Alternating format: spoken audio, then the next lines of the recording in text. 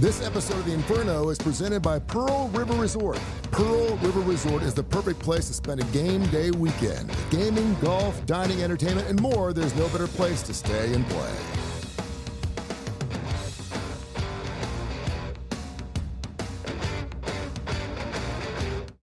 Welcome back to another rousing rendition of the Inferno, brought to you by today's episode rundown, brought to you by Legacy Credit Union. Legacy Credit Union, the official credit union of UAB. How do you make great stew without the stew? Or the beef without the... We're going to find out if the UAB Blazers can get it done this weekend. This week in Blazers Athletics, why the show must go on. Digging up the dead, Trent Dilfer. He is the head coach of the UAB Blazers. He'll join us here in just a few minutes. And the man right here, Mark... I love this guy. Mark Ingram, the UAB Athletic Director. He's going to join us here in just a few minutes. I'm Tony Kurre. The Inferno starts next. Trent Dilfer here, head football coach of the UAB Blazers. I want to tell you about my friends at Legacy Credit Union. Legacy began as University Credit Union in 1955 and remains committed to UAB faculty, students, alumni, and fans. Not only do they support the Birmingham community, but they are also proud sponsors of UAB and UAB Athletics. Visit LegacyCreditUnion.com and find out why you should become a member today. Welcome back to the Inferno. Trent Dilfer will be making his big appearance. He comes in and we all kind of scoot down a little bit and get ready for the big Inferno. We got a monster show here today. I want to talk some music. Something happened this past Saturday that I think is perfect for the hot topic today for you and Trent. Which is? You know what Brantley Gilbert is? No, I Brantley don't. Gilbert, a country music star. Okay. He was playing in Tupelo, Mississippi this past Saturday night. All right. And halfway through the show, he gets one of his stagehands and comes over to say, we got a problem here. And he's like, what's the problem? He goes, your wife is in this tour bus. She's having a baby. That's a problem. And he's like, oh. So he leaves the concert, and goes back to the tour bus. Does she deliver on the bus? She's delivering on the bus. That's awesome. And while she's delivering on the bus, he's doing an Instagram thing. So if you're following him in the crowd, you see what's going on. And then he looks at her. This is her third child. He looks at her and says, the show must go on. I'll see you in a little bit. So he goes back out and finishes the concert and says, ladies and gentlemen, I just had a baby. Great. I know you've had That's a lot of incredible. situations because you're in a very important job where you just can't say no. You just got things to do. You've got plenty of kids. Is the difference between the first kid and the fourth kid? Sure it is. We'll talk about it on the hot topic coming up in a few minutes, I'm sure. Trent, I hear a lot of football players, where players will say, listen, he can't play this weekend because of maternal situations. But then I've seen other football players go, I'm playing.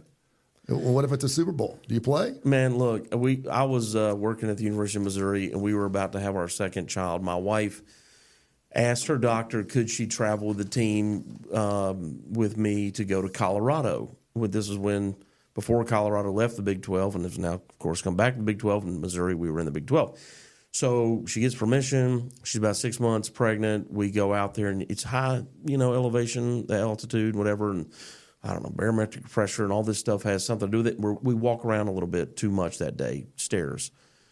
Game happens, we're flying back, and she starts to really feel awful. And we've already had one child. This is baby number 2, so she knows what it feels like. Mm-hmm. We've got team doctors on the plane, and she's really feeling awful.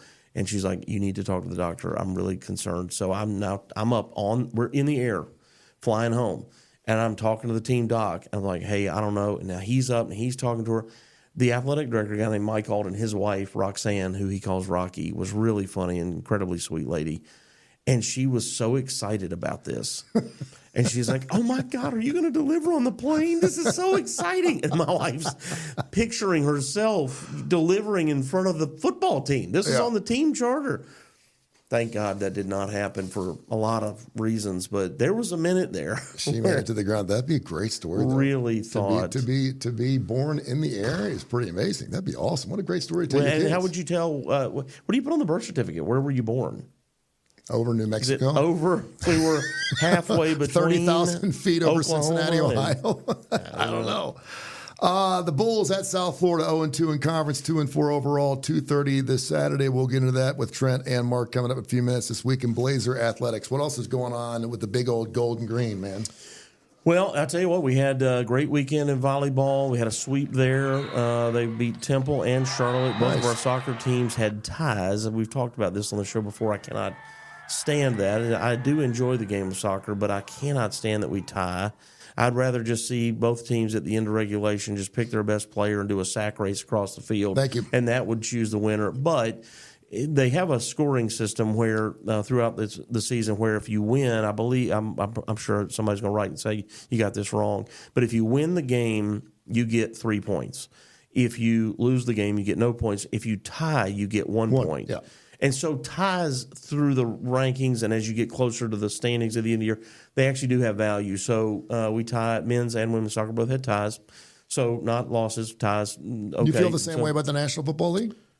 Yeah, I can't stand it. I just don't understand why the amount of time and energy that anybody throughout, you think about the offseason, the player off-season training, the amount of time the coaches put into it, then their practice and preparation for a game, and to come away with a tie, I just think it's got to feel horrible. No, in that game they go, well, it's okay. What makes it even worse is they call it 0-0. Yeah, just call it 0-0 for God's sakes. I mean, you're just rubbing salt in the wound. 0-0. What is that all about? No, I'm totally with you. I mean, they always talk about the opportunity to score is the fun part of soccer.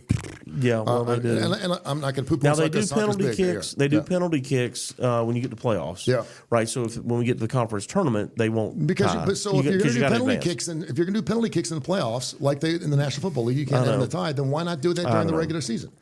I'm sure they have a reason that I don't understand, but anyway, we had 2 ties, so that was good. And now we're headed to South Florida, who is pretty big, pretty physical team, and look forward to hearing Coach Dilfer talk a little bit more about them. But, we really, our hearts go out to them and all the people in the Tampa area for what they've been through over the last week. They lost this past weekend. They moved their game to Orlando to play Memphis, which they were still like kind of up in the air.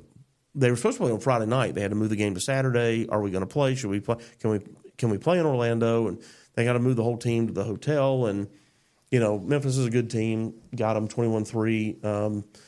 I believe they're back. I know yesterday afternoon they were still like trying to transition back to Tampa. I believe now the word I got this morning is that they have now fully transitioned back, which is great. But what you don't think about is each player lives. They don't all live together. Mm-hmm. So if the stadium's okay, great. Is the facility okay? Well, great. What about this guy's apartment and this guy's house and his car got washed away? And you're just dealing with stuff. Yep. They're dealing with stuff. Trent Dilfer will join us here in a minute on the Inferno, and then Andy Kennedy will be joining us on the show. And yes, we will have both gentlemen in here on the Inferno, which is why this show was kind of set up in the first place, to have both those knuckleheads in here at the same time is going to be a blast. We need to go. The 4 of us. I was thinking about we need to go do that dancing rabbit thing at Pearl River. The 4 of us, foursome, right? Right there to go, and because I think Andy doesn't play golf, but that's why it would be fun. Well, neither does Charles Barkley, but he does. Right. But we need to go out because I feel like when you get on a golf course with a dude, you really learn a lot about that dude.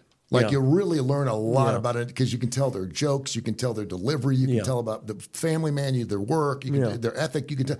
So you do it. That's why I love doing business deals on golf courses. Yeah. So the 4 of us need to go out before we come in here and lather up in the Inferno. And we don't have to play 18. We can just play 4. Yeah, that's fine. No, I'm loving that. Yeah. And I can even drive. So let's go. I don't get this thing, my pulled thing in my chest there. You may have to give me some strokes. Right. Just letting you know.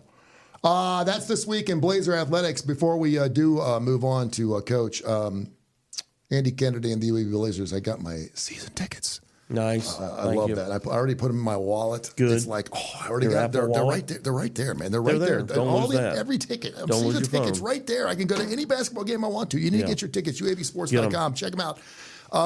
Once basketball season start, I know they're going to be good this year. What's going on with the basketball team? They've got 2 scrimmages. These are not open to the public, but that's become a thing in college basketball, which I think is really interesting. I wish we would do this in football a little bit like the NFL, go and practice against a team that you're not going to play in the regular season. Yeah. So that's what, anyway, men's basketball has a scrimmage with Western Kentucky and Vanderbilt, actually in the opposite order, Vanderbilt and then Western Kentucky. And they'll play like 3 halves. They'll kind of mix and match the personnel and see who kind of really fits together. And it's also for the team a chance to go play against somebody else. You feel really good. Every team is like when you just play yourself, scrimmage yourself, practice against yourself. You're like, man, I'm feeling pretty good. But then you got to go against somebody else. You go, oh, other people practice too, huh? Yeah, they've been lifting weights and watching them. They're good too. And it really helps you kind of it grounds you a little bit. Like, okay, let's get back to earth. Here's who we are. Here's what we're good at, and you need to get better at this. So they're doing that this weekend. They're at Vanderbilt, and I think it's the following weekend. They're at Western, and then 1st November. Is when the season will start. I mean, it's such a great time of the year. I mean, you've got professional football, you got college football in full swing, you got the NBA starting here in about a week and a half, you got the NHL, and you got college hoops. I mean, it all wraps up. You're right. It's all crosses over. So you got your operations staff too that gets really nutty because you got for us, you'll have both soccer still playing, volleyball still playing, football still playing, and now you layer in men's and women's basketball, and they play a lot of games. Yes.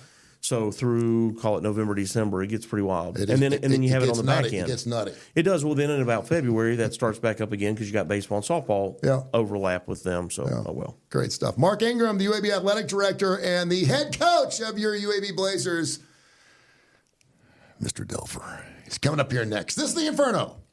The if in life. It's a world of possibilities. If you go for a night out with friends. If you can keep an eye on your money along the way. If you know you have overdraft protection with no fee transfers from savings, when you get a low balance alert, it's easier to say yes to fun. If that sounds good, try Regions Life Banking. Stay ready for the if in life. Regions Bank embrace the if in life. Welcome back to the Inferno. Mark Ingram, the UAB Athletic Director. Trent Dilfer, the UAB head coach, joins us now here at the Inferno. Brought to you by Viva Health and Pepsi. Why are you laughing over there, man? Just smiling. Can't just smile? Yeah, you can do whatever you want, brother. It's your show, man. I'm just here for the enjoyment. Trent, what's going on, brother? I'm trying to smile. You know, you're doing just fine, man. You're doing just fine. Welcome back in the Inferno. I know you were off last week, and so we carried the load for you, and it was fantastic. We were hoping for a win. By the way, the cop didn't show up. Remember last week I got a ticket on the way here. Oh, no. And he was a Blazer fan, and he said, I tell you what, the Blazers win, I'll pick your ticket up for you. But and if they lose, I'm going to give you a ticket. Meet me here next week, same time. And I was there. I was right there at the bottom of the hill by the holiday. I did. You really? I sat there and looked around because I don't want a warrant out for my. No, he wasn't there, so it's on him, dude. Well, now it's on him. I have no problem at all. The UAB Blazers getting ready for South Florida this weekend. They're 2-4 overall, 0-2 in conference play. The Bulls are at 2:30. Should be another interesting game. And, of course, looking forward to ending a losing streak for the UAB Blazers. Let me back it up just a little bit here. Obviously, the last couple of weeks, 2-3 weeks, haven't been exactly what you wanted to. You also haven't had the best player, I'll say it, the best player on your team the last 2 weeks in Jacob Zeno. How does that not only play into your offense that we're so used to seeing put up 20, 30 points in the first half, and now we're seeing 6 jobbers and 7 jobbers. And listen, I think Kitten is doing the best job he possibly can, but he was thrown in there midseason. And how that plays out with your defense, because I think when you don't keep drives alive and you're not making those fourth down plays, obviously the defense is going to tire a little more because they're on the field a lot more. But how's the offense play into the defense, and how is Jacob doing? Well, it always plays together. Complementary football is how you win, right? You create schemes in the off season and training camp that complement your players. You try to build the things around your players. So much of this offense was built around Jacob. He's been a very productive player for us. And so a lot of what we've done is based around Jacob's skill set, and Jalen Kitna's skill set is different than that. I will say to defend, and I defend any quarterback this way, that, a lot of our flaws, let's take Army specifically, were not quarterback driven. There's a lot of other things that happened that prevented us from scoring. Yeah. In fact, in the grading system, he only had 2 poor grades. The first interception, then he missed a screen pass that probably would have got us 10, 15 yards. He threw a little low. But besides that, he graded out very well considering the circumstances. Made some NFL throws that, weren't finished and, put us in negative situations. I think the crux of your question, though, is how do they feed off each other? And unfortunately, that has been one of our greatest weaknesses amongst many, is our inability to not allow adversity to affect our energy. Like, this is a football team right now that does not know how to compartmentalize adversity, that doesn't know how to shake it off. It sucks the life out of us when something adverse happens on the field. So, the first fourth down, it's, by the way, it's like it's a go situation considering the game you're in. We knew going in that, 4th and 2 or less in certain parts of the field were a go. We call a play that we had executed at a high level. We execute it up front. We don't go to the right hole, and we're going to get it. Yep. We don't. Well, that's okay. Like, that's not the end of the world. Yep. Instead, you would have thought a balloon popped on the sideline. And right there, I'm going, okay, I mean, I know this is an issue, but it's like in your face. Like, here we go again. And there's only so much a coach can do to bring energy. You need a player-driven team, and you need guys that rally around hard things, that they rally around that adversity. Instead, it deflates us. And it is one of the many things that this week we have to address. And they're young people, so it can change, but it needs to be brought to their attention, and they need to understand the overall effect of that. I think we all need people in our lives, and when things are tough, to come alongside of us and be like, hey, let's go. Yeah. Let's have some enthusiasm. Let's have some excitement. Like, it's not the end of the world. And unfortunately, we do not have that to the level we needed on game day. It hasn't helped. 2 of the last 3 weeks you've been playing 2 undefeated teams, obviously in Army and Navy, and they haven't been undefeated, I think, together since like 1945. That may be even longer now. Army has the longest active winning streak in the FBS. I don't know if that's ever happened. When you play in a team like Army, you know they're going to run the football. Mm-hmm. Can you explain to people, because I was trying to explain, I'm not an X and O's guy, I'm not a coach, you are. But explain to people, when you know they're going to run the football, we're typically told, hey, listen, you need to run to set up the pass or the pass option. Knowing they're not going to throw the football maybe 2 or 3 times a football game, how are they still successful with that play, with that running ability? I think number one, that there's a tremendous will of their offense. They not just want it more, they understand the challenge ahead of them when the other team knows what you're going to do, and they embrace that. I think, second of all, they play with incredible leverage. So it doesn't matter how many people you have up there. Think of rugby. Yep. Think of the what they call the Philadelphia Eagles, the tush push. Yeah. Think of the tush push, but amplified. The backs of the offensive linemen, how low they are to the ground, how they're working up on a defender. They're always lower than you. They never stop their feet. Like, the whistle's blowing and their feet are still moving. Yeah. And then they've added an 11th hat to the run game, which is the quarterback. And in my opinion, he's one of the top 5 players in the country. That's good. He's an incredible football player, incredible competitor. We were talking yesterday. This guy's like a defensive end. Yeah, he's like swatting people. He's a monster. And now you have to account for him, but you're like, okay, well, quarterbacks can only do so many runs. Well, then what they've done the last 2 years, and really more so this year, is they've added all these tailback plays, so regular counter, GH counter, trap plays, outside zone plays. And they've added the running back as an extra blocker, and then the quarterback delays this footwork, and he becomes the tailback. So your timing of run fits are all off. They have an extra blocker blocking your defender that's supposed to be there to make the play. It's a real challenge. I don't think their offense will get stopped. I think it'll be contained. Yeah. Somebody's going to be good enough to win those single blocks, split doubles. Win on first down. If you can win on first down, you have a better opportunity because they're not going to be as successful on second, third down. So much of what they do is trying to get 4 to 5 yards in first down because now they can do anything they want. Sure. Somebody will slow it down. I don't know if they'll stop it. But the biggest thing, and it goes back to your original question, you have to score points. Like, we knew going into that game, our goal was 45. Offensively, we talked openly about it. Now, they're only allowed 9.3 per game. Yeah. So we're like, this is not going to be easy. Like, this might be a pie in the sky, but for us to win this game, we have to be ultra aggressive. Well, the first play of the game, we're going to get 50 yards. Pretty good start. We don't finish a catch, and we drop a touchdown, and we have a ball go off our hands. It's intercepted, and we miss holes in the run game. We don't come off a basic ace block on a play we've run 1,000 times and create a negative situation. We don't pick up a 4-man rush, of a basic thing we practice all the time. So I think that it's hard when you're saying, okay, offense is going to complement defense. We're going to give you a chance. And then you don't hold up your end of the bargain.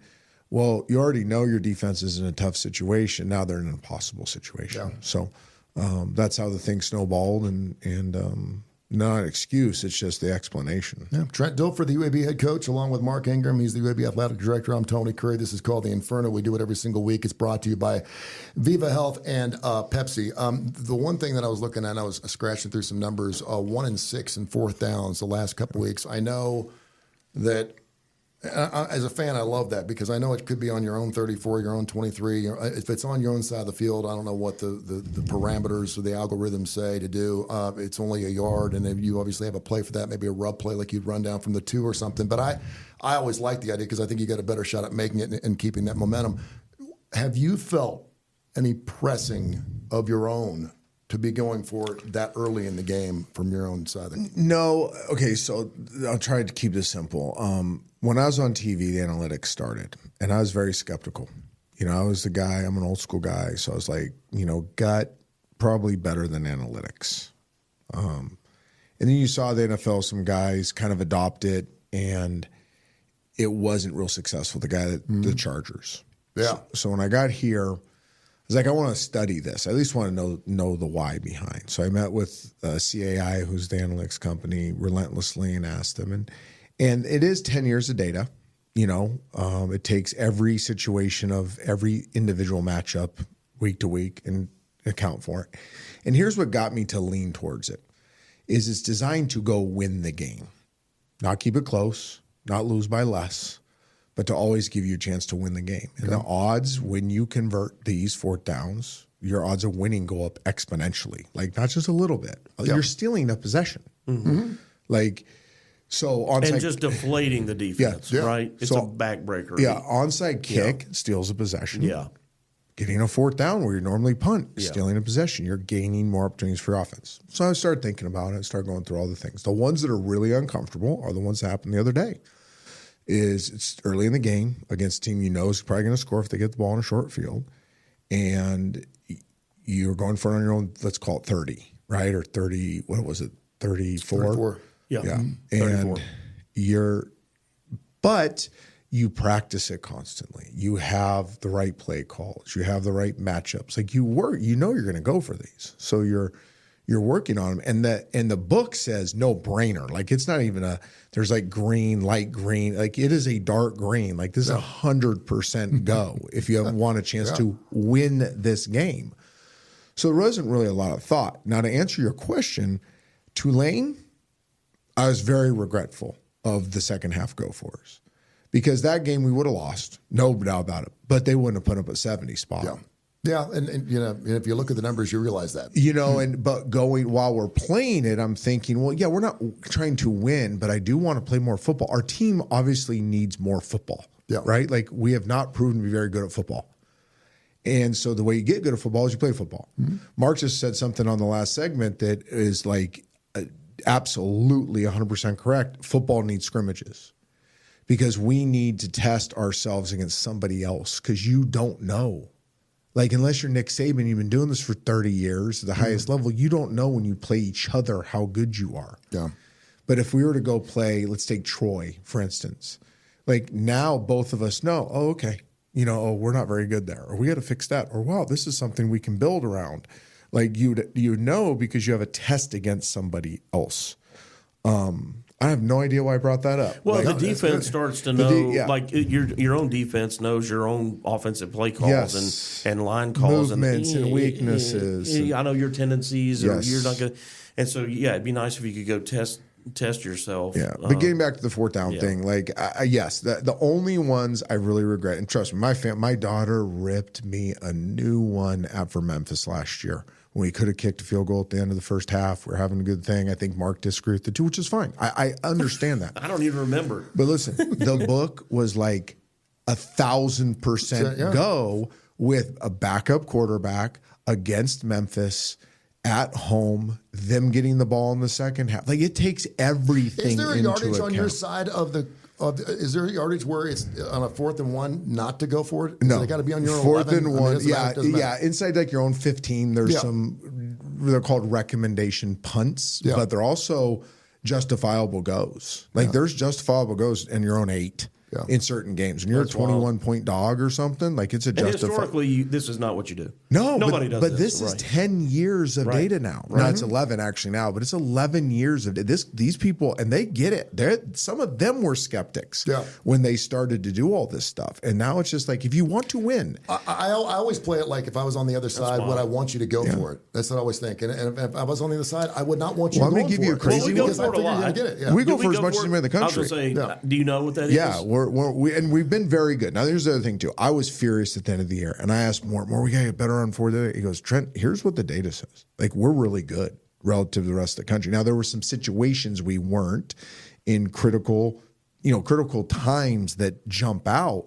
But you forget, we only beat USF last year because of a 4th and 6 on our own 44 that we convert, that we go down and score, then they turn over, we score again. You know, I mean, there were games that we did win that we won because of this methodology. You could argue Memphis, maybe we win if we do get points there at the end of the first half. That was my daughter's arguing about. But, I mean, they ended up beating us by 10 or something.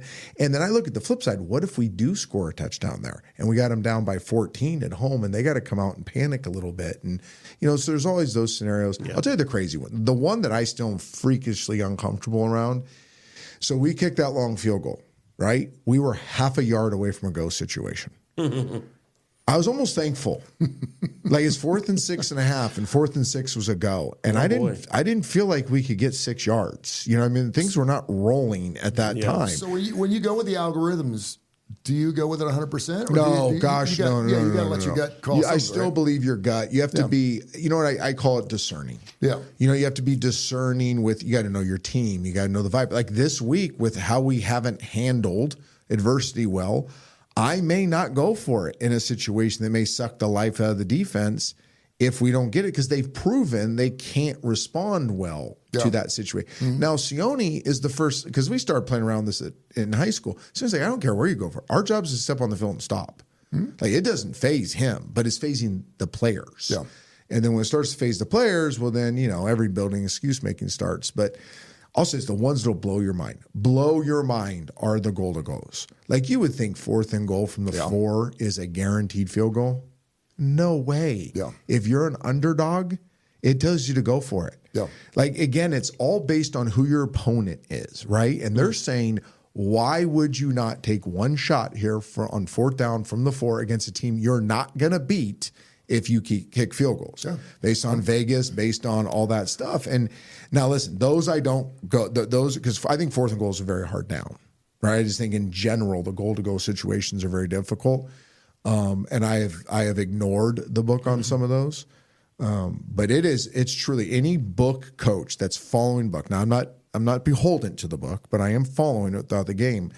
There are some internal dilemmas, boy. I mean, win, lose, draw, you're sitting there going, oh my gosh, we're about to have a 6-point lead against a team we're supposed to beat where we could go up 2 scores, which in my world has always been go up 2 scores, go up 2 scores. Yeah, sure. And it's telling you, heck no. You better keep scoring touchdowns. When I was in school, Florida was a real nemesis for us, and Steve Spurrier was the coach. Years later, I was at some function, and he was there, and of course, he's giving me a hard time, because they beat us, and I get mad just sitting here talking about it. Anyway, there was this one particular year, I said, I felt like we had more talent than you. He goes, you probably did. And I said, it's just so aggravating, and he said, you guys started kicking field goals.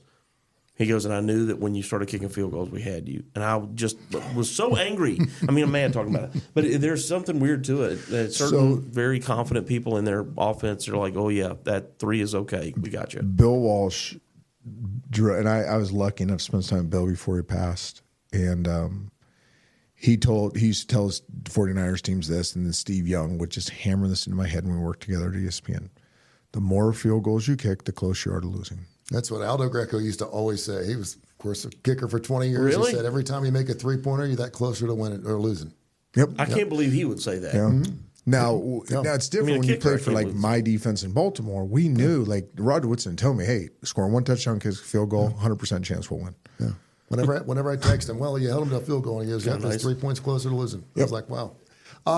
Great stuff, man. Thanks for the insight on that. I want to get into some hot topic stuff. I kind of tipped you off at the front because I wanted you to. I don't want to have you cold. And of course, we could sit here for 3 hours. There's no time limit on the Inferno. When it's hot, it's hot. We just get after it, right? Smoking. But before we get into that question, something happened this past Saturday that you specifically came to mind when I thought, oh, this is going to be great for the Inferno on Monday.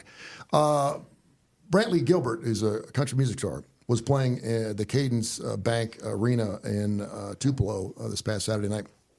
And he's playing in the middle of a song, and someone on the side of the stage is like, come here, run away. And he comes over and he goes, hey, your wife's in the bus having a baby.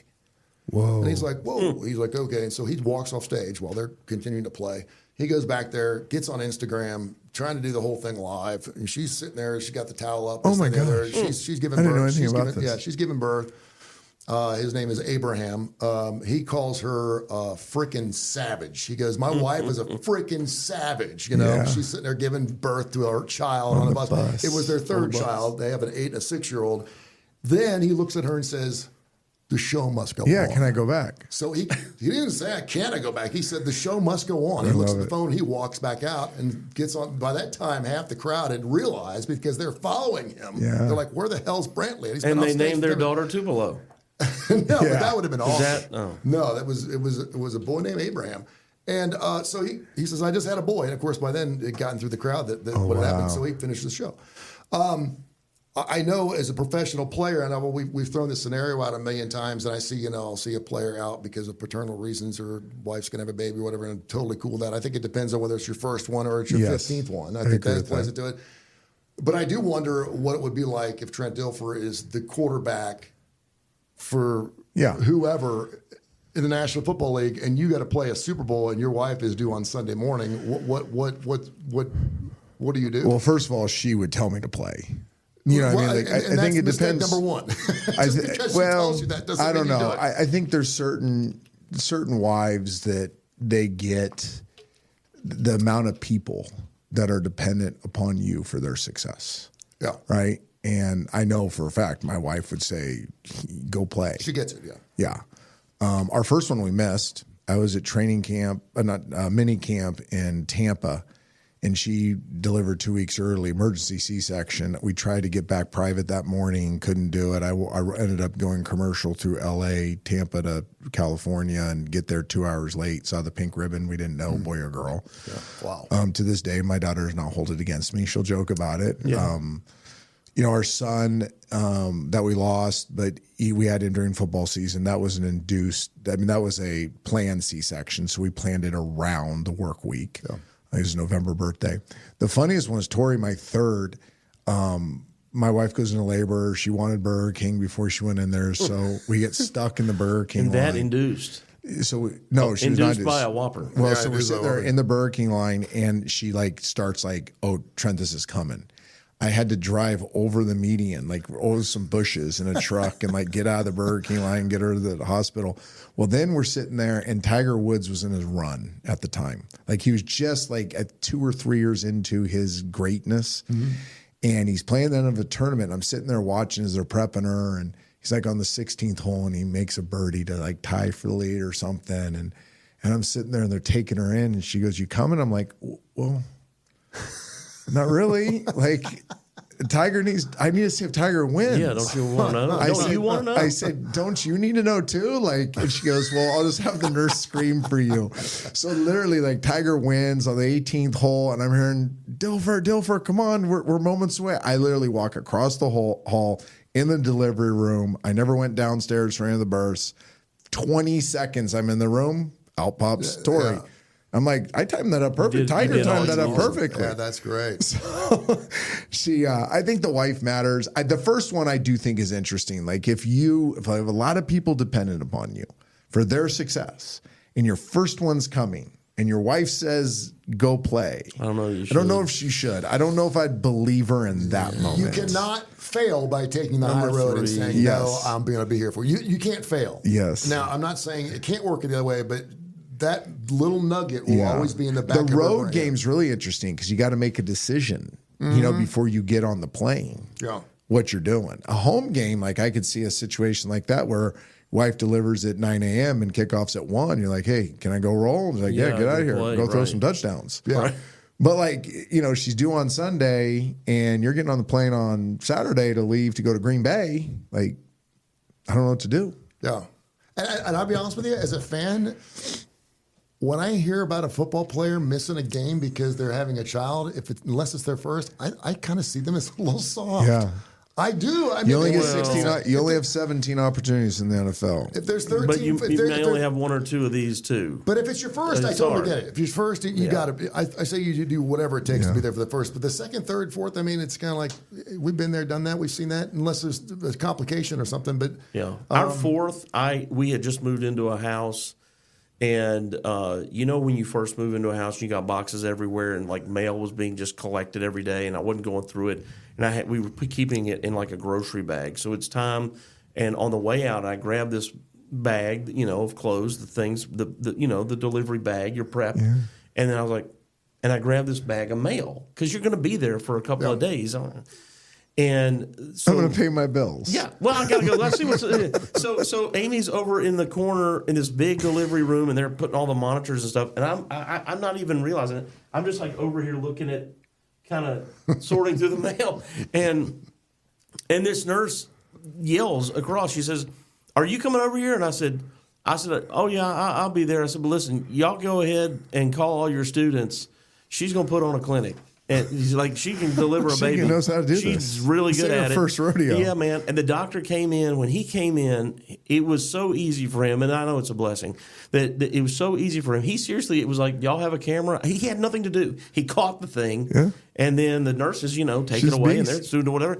And he's like, y'all have a camera? You want me to take some pictures? I said, yeah, and also pay some of these bills I've already gone through. And I don't need that publisher's.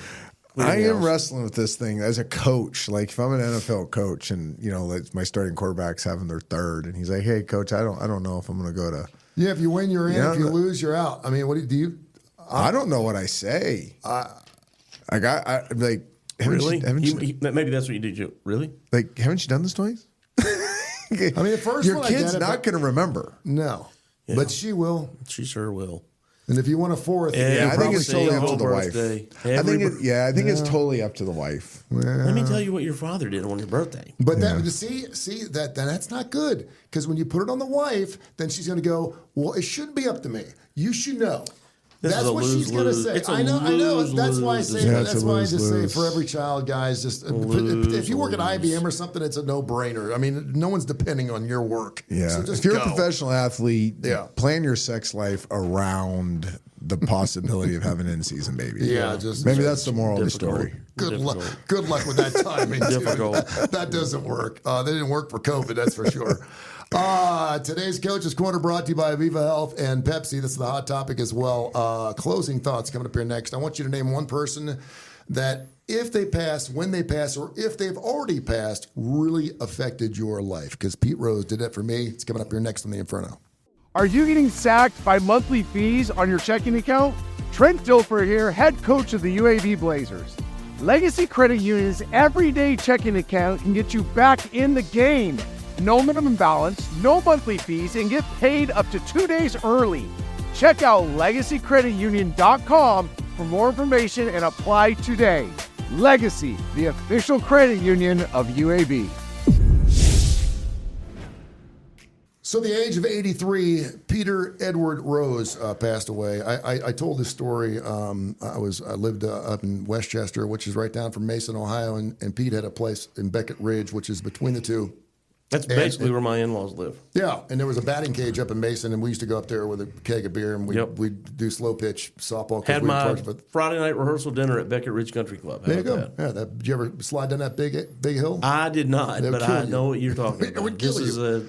Some kid would lose their life every year because they'd slide down that big hill. So we're up in the batting cage, and someone said, "Hey, Rose is down the 95-mile-an-hour cage. Let's go down there." We went down there, and the cage is like the wires go out like a corner like this, and he had a piece of white notebook paper every 3 feet, 8 down this side, 8 down this side, and could tell you which one he was going to hit from either side of the plate. And a 95-mile-an-hour fastball cage, he's like, number 3 on the left, 3 on the right, and just go back and forth. It was the most amazing thing I've ever seen. It was incredible. And I also got a chance to be there for game 39 of his 44-game hitting streak, and then of course he missed it on 45. My and wife then was the next at night, the game when he did it. And then the next night he went like 4 for 6 or something, Yeah. like 4 or 5, whatever. Anyway, I just thought Pete Rose was the greatest baseball player of all time. He'll get in the Hall of Fame now because he's dead and he won't be able to enjoy it.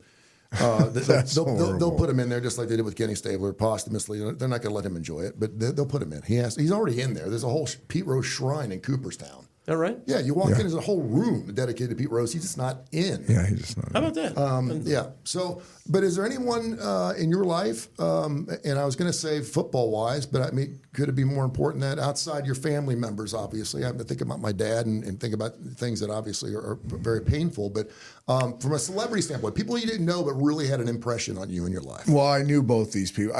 You asked me this before we started the show, and I started racking my brain. And the two that came to mind first that had an effect on me, actually, ironically, were two Green Bay Packers who were our rivals in Tampa. Bart Starr.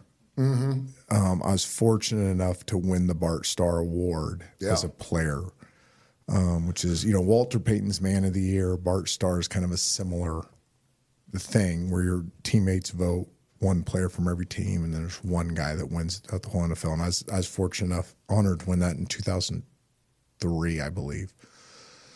But I got to know Bart a little bit through the process and what he stood for and just his impact and his legacy. Do you know he wrote a love letter to his wife every day? He's amazing. He's an amazing man. He used to come to the studio all the time, just the class. I mean, Yes. He's a classy guy. How about ahead. that? Everything you want to grow up and be like. Yeah. So I think Bart, and I've gotten to know his son who lives here in town. He's a great man. The other Packer that really shook me was Reggie White because he died at such a young age. Yeah. A great Vol. A great man. And to play against him for what I think I was 0-10 against him in Green Bay.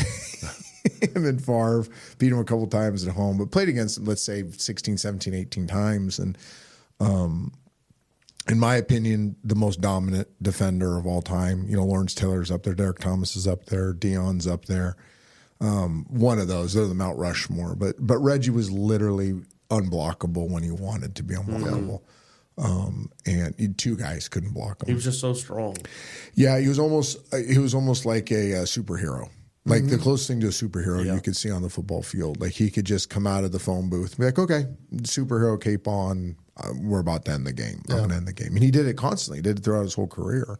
I met him in college and shook his hand in our weight room, and it really was like shaking a catcher's mitt. His hand was like just a 12, not an 11. Like mine's massive. a 9 3/4, 10, and his like 15. a 12. It was just huge, thick, and But an awesome man. And in my depth, like I've had the moment I'm going through right now as a coach. I've had this as a player, and the lowest moment as a player to get a phone call, the old rotary phone from an opponent, your rival, to say, hey, you're doing everything right. Stick with the process. Like, keep being you, become a better version of you. I play against you. Like, you're going to figure this out. Yeah. Don't panic. And then to see him after the game, and he would always like sprint. He didn't sprint in the game. He didn't have to. And then he'd sprint to see me after the game. That's cool. Like it almost took me under his wing in a weird way, even though we weren't on the same team, and just taught me so much, showed me so much wisdom, grace. When he died so early, it was like, holy, what is going on here? Like, we just lost a great one. So I'd say those two were the first two that came to mind. That's great stuff. Trent, good luck to you this week. Of course, you got South Florida 2:30. You're on the road again. Best of luck. Go get him this weekend, man. Let's knock it out. Get our second victory of the year. I can't wait. Get me out of some more tickets, will you? Got to find a way to go 1-0. You're going to make it happen. I know it, man. This is the Inferno. Till next week. Thanks for listening.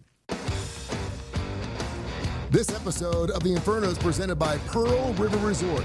Call an early weekend and head over to Pearl River Resort, where it's always no work and all play at Silverstar, Golden Moon, and Dancing Rabbit Golf Club. And be sure to catch the big game excitement at Timeout Lounge. This has been a special presentation of Tony Curry Radio.